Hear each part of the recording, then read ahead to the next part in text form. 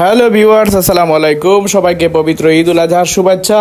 আজ ঈদের নামাজ পড়ে এসে আমরা সবাই শহরে কিভাবে ঈদ করি সেটাই আমি আপনাদের সাথে শেয়ার করছি। এইচ মিডিয়ার সাথে থাকুন, আপনাদেরকে দেখাবো। আমরা এখন ঈদের নামাজ পড়ে আসছি। ঈদের নামাজ পড়ে আসার পর আমাদের যারা সবাই বিল্ডিংয়ে থাকেন তারা প্রত্যেকে যারা কুরবানি দিবেন তাদের নিজ নিজ গরু যারা রেডি করে রেখেছেন, আমি আপনাদেরকে একে দেখে দেখাচ্ছি। আমরা অত্যন্ত সুন্দরভাবে সবাই কুরবানি দিয়ে থাকি।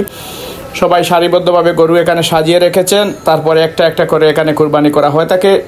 আমরা এইচ মিডিয়া থেকে আমি আস্তে আস্তে আপনাদেরকে দেখাবো, আপনারা সাথে থাকুন। আমাদের এখানে অত্যন্ত সুন্দরভাবে সিলেটে কুরবানি করা হয়ে থাকে। আমরা সিলেট নগরীর মেজরটেলা থেকে আমাদের এইচ মিডিয়া থেকে সংযুক্ত হয়েছি। আপনাদেরকে বলে রাখতে চাই, পবিত্র ঈদ উল আজহা আজকে শনিবার 2025 পবিত্র ঈদ উল আজহার শুভেচ্ছা জানাচ্ছি। ঈদ উল আজহা উপলক্ষে আমাদের সকালে 8টার ঈদের জামাত অনুষ্ঠিত হয়েছে। ঈদের জামাত শেষ করে আমরা সবাই চলে এসেছি। এখানে আসার পর আমরা নিজ নিজ গরু নিয়ে আমরা সবাই রেডি হয়েছি। এই গরুগুলা সারিবদ্ধভাবে রাখা হয়েছে, একটার পর একটা জবাই করা হবে। ইমাম সাহেব প্রত্যেকটি গরু জবাই করবেন। অত্যন্ত সুন্দরভাবে পরিপাটি করে এখানে মাংসগুলা সাজিয়ে তারপর কাটা হয়।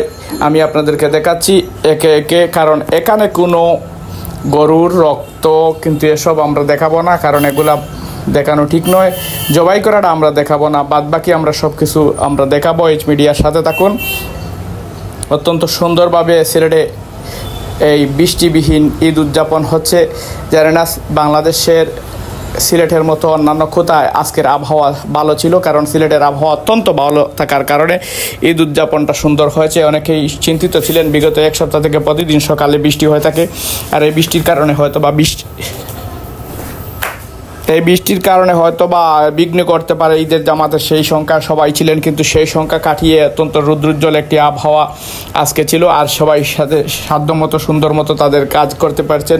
দেখতে পাচ্ছেন একটি লাল গরু শুয়ে আছে, কারণ এর সাইডে একটি কালো গরু শুয়ে আছে। এই গরুগুলো এখনও রেস্ট নিচ্ছে। পাশের গরুগুলা জবাই করা হচ্ছে সারা রাত। এই গরুগুলো এখানে ছিল। দেখতে পাচ্ছেন অনেকে গর্ত খুঁজছেন। দেখতে পাচ্ছেন একের পর এক গরু এখানে রাখা হয়েছে। অত্যন্ত সুন্দরভাবে এখানে ঈদ উদযাপন করা হয়ে থাকে আমাদের সিলেটের ঈদ উদযাপনটি আমি আপনার